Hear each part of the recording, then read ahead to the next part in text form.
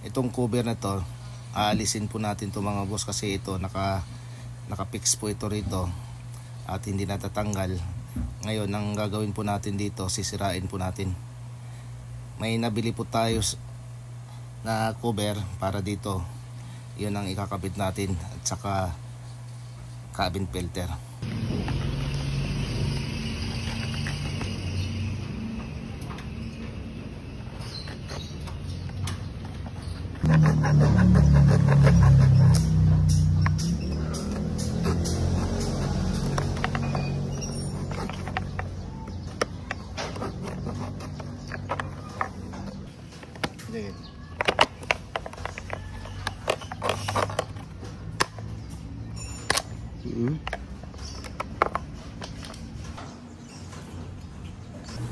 At ngayon nga mga boss, susukat natin dito,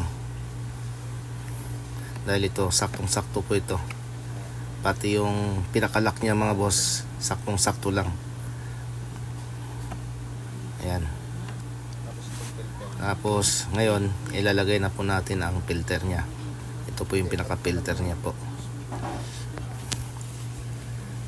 Kagandahan nito mga boss, kapag may filter, yung dumi na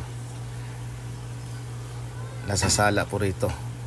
Kaya ito, kung pwede natin to linisan pag gusto natin linisan. Kasi kapag wala pong filter, hindi po natin malilinisan, dahil ang dumi na pumapasok dito didiretso sa evaporator. Kaya ang evaporator po natin dito, mabilis po magdumi, lalo na yung loob ng sasakyan natin kung maraming alikabok. So magbabara po siya sa evaporator.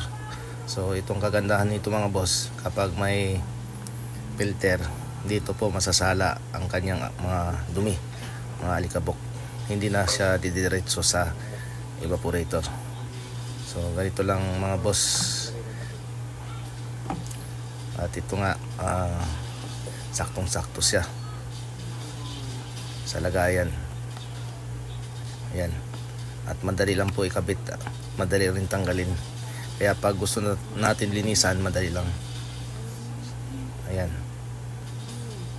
So ganito lang mga boss pag maglagay ng takip ng cabin filter.